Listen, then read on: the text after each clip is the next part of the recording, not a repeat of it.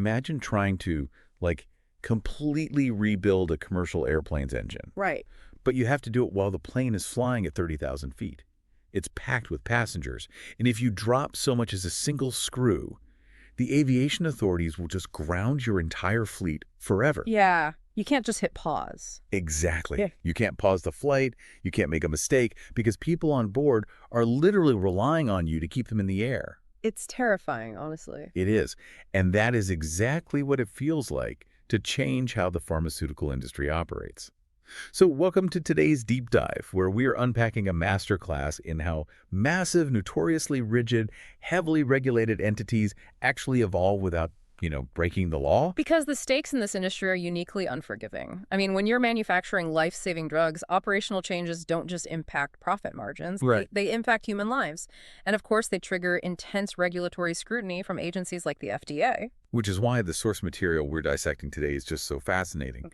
We are looking at the complete training course curriculum, Pharma 4.0, Digital Transformation Leadership. And this was designed by Dr. Jayant Joshi at the Center of Excellence for Pharma 4.0. Yeah. And look, whether you work in the pharmaceutical industry, or maybe you manage tech in a completely different sector, or if you're just curious about how giant legacy corporations finally ditch paper records for cutting-edge digital ecosystems, this curriculum is the ultimate blueprint. It really is. And to graft the weight of this blueprint, you kind of have to look at the architect first.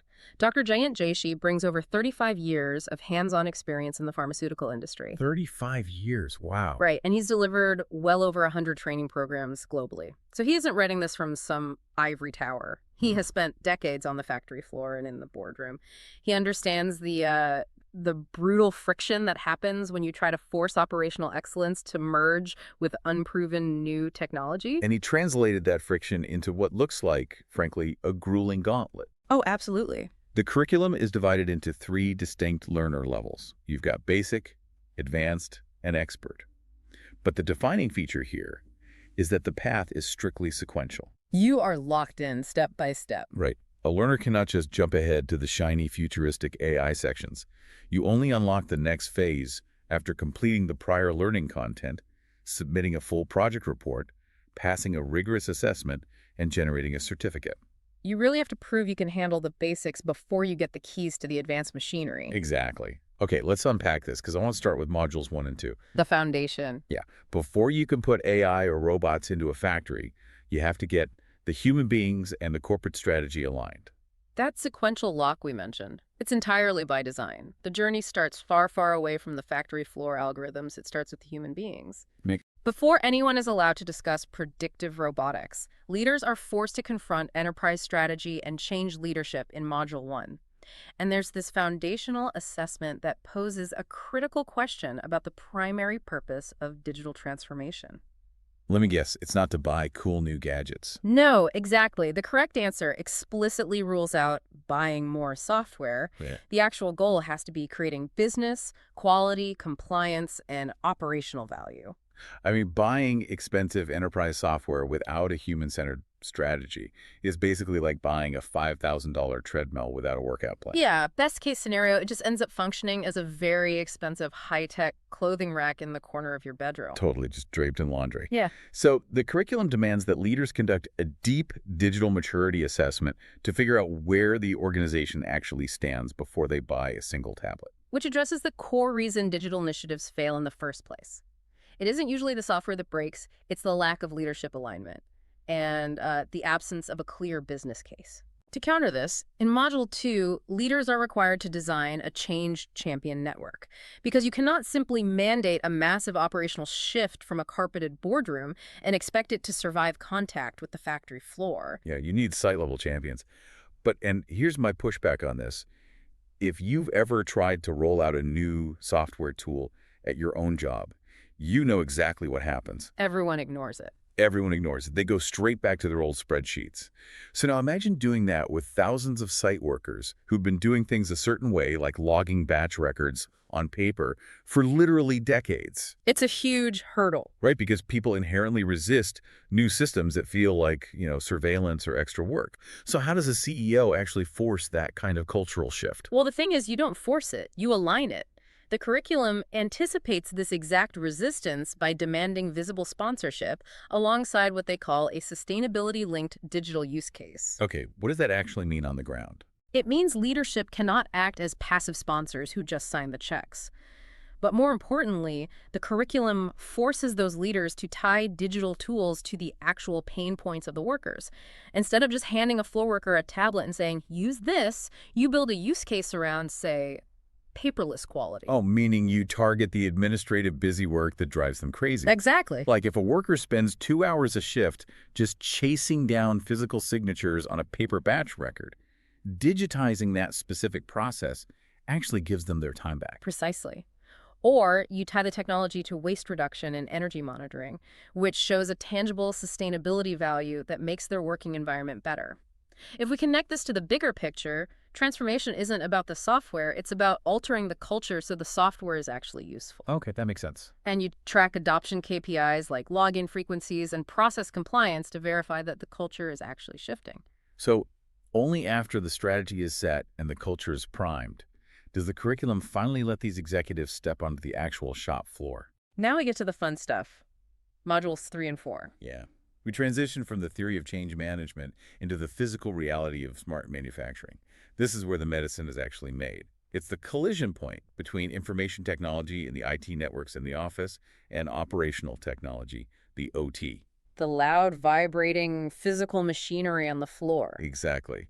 And bringing IT and OT together requires deploying manufacturing execution systems and electronic batch records. Which pushes data capture and visibility all the way down to the individual equipment level. Right. And let's break down how this actually changes the day-to-day reality, because the curriculum leans really heavily on something called LCOA plus data integrity principles in Module 4. Oh yeah, that's a big one. For you listening, LCOA plus dictates that data must be attributable, legible, contemporaneous, original, and accurate. It's quite a mouthful. It is. Yeah. And in the old days of paper records, achieving this was a massive headache. Like, a worker might read a temperature dial, get distracted, and then write the number down an hour later, maybe forgetting to sign their initials. Which is a compliance nightmare waiting to happen during an FDA audit. Exactly. But a fully integrated digital system achieves LLCOA plus by basically engineering the human error out of the equation.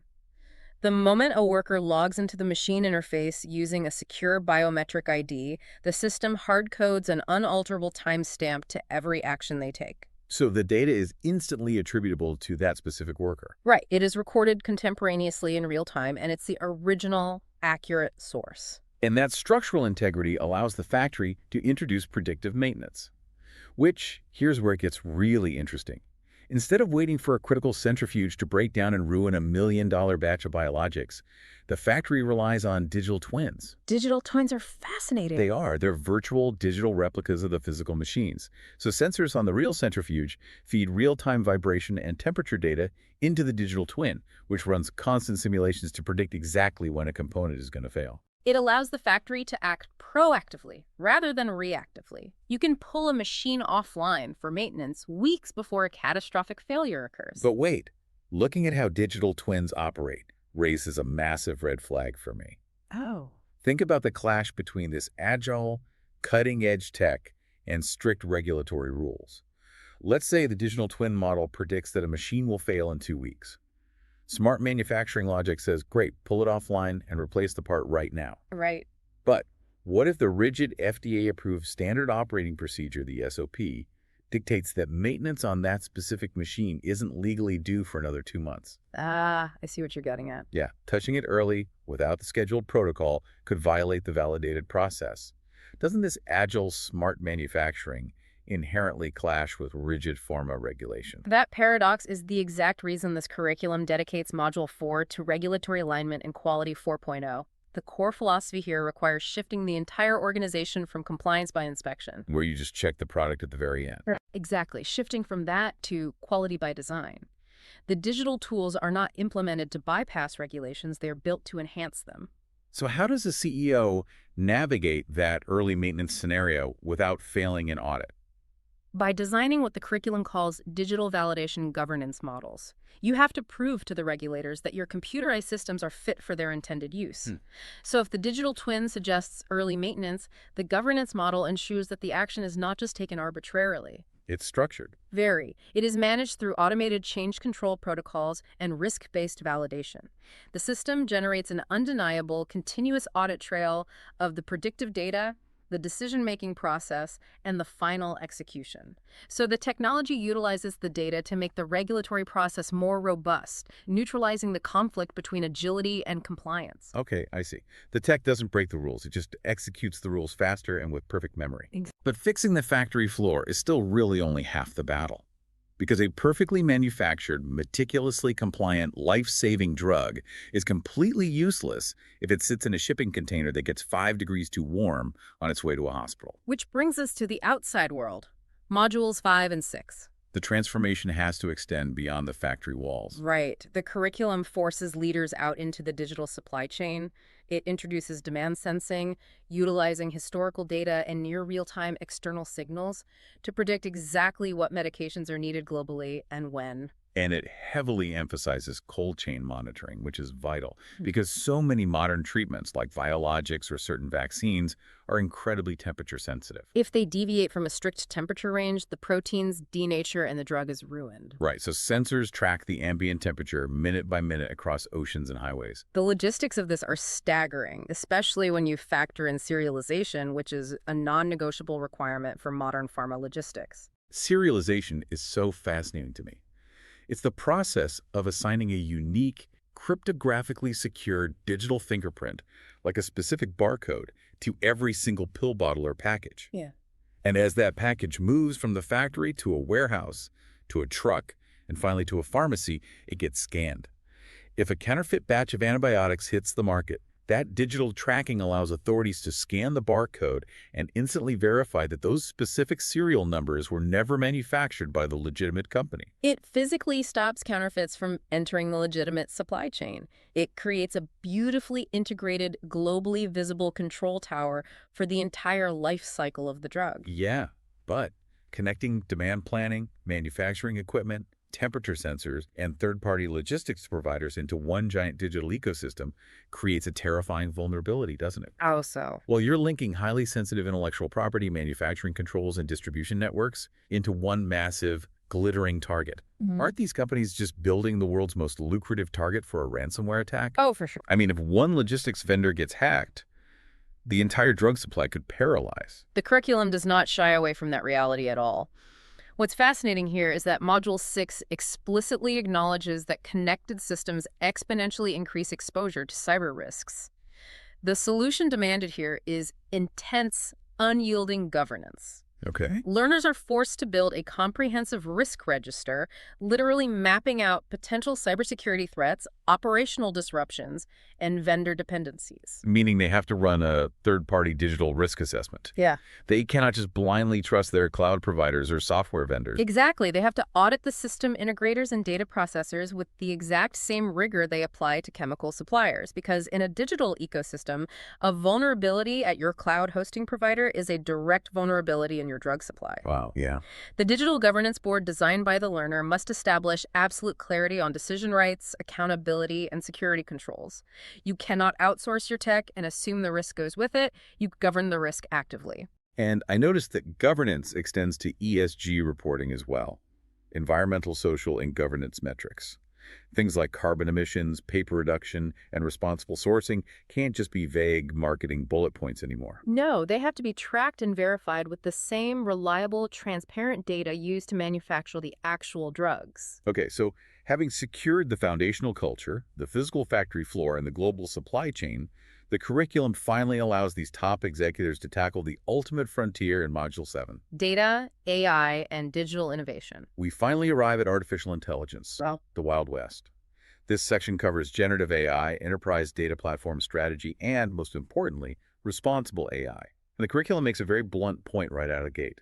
Poor data leads to unreliable AI outputs. Always. If your underlying data lake is full of fragmented, inaccurate garbage, your cutting-edge AI is just going to serve up cutting-edge garbage at a much faster speed. And in the pharmaceutical industry, the stakes for data integrity in AI are existentially high. Right.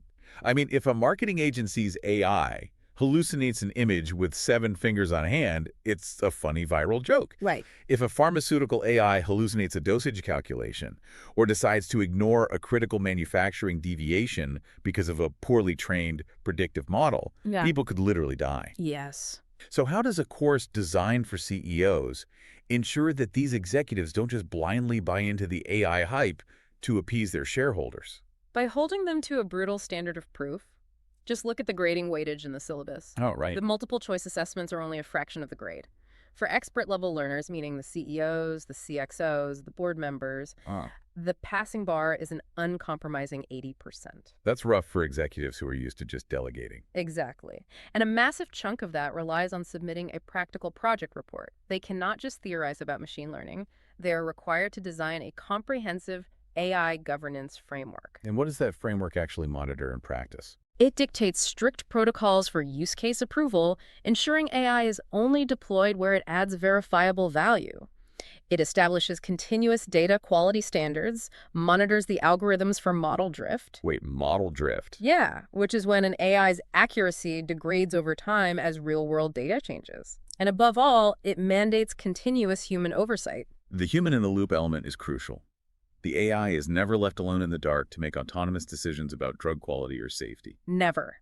Human oversight is mandated for accountability, exception handling, and final risk control.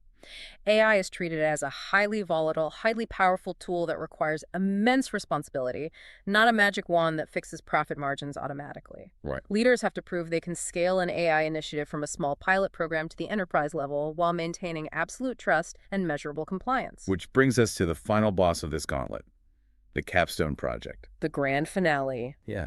After sequentially mastering all the previous material, the learner has to submit an Enterprise Pharma 4.0 digital transformation leadership blueprint.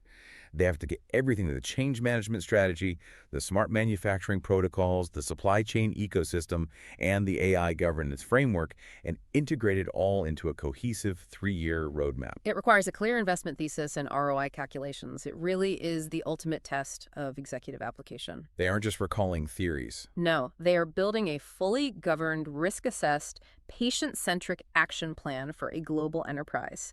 And only after all of that is the final certification issued. So what does this all mean for you, the listener, especially if you aren't running a pharmaceutical giant? Pulling these threads together reveals that true digital transformation is never simply about slapping a tablet on a wall or replacing human workers with algorithms. Far from it. It is about creating a deeply integrated ecosystem where corporate strategy, regulatory compliance, global logistics, and artificial intelligence all speak the exact same language, protected by a fortress of governance. The holistic, interconnected nature of the curriculum is what makes it so universally applicable. Real digital transformation requires sequential, validated steps. Whether you work in retail, finance, or local government, the lesson is the same. You cannot just buy the newest tech and hope for the best.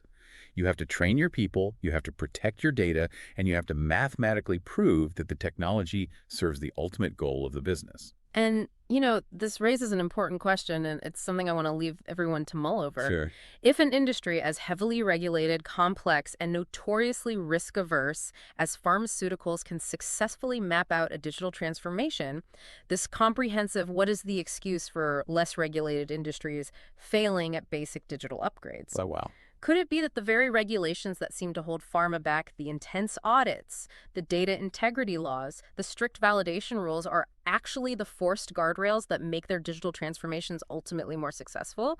Because when you are forced to govern your technology this closely, you simply cannot afford to fail. That is a fascinating thought. It turns out you can upgrade the airplane engine while flying at 30,000 feet. But only if you have the world's most rigorous, human-centered, and deeply governed flight manual to guide you. That's it for today's deep dive. Keep questioning, keep learning, and we'll catch you next time.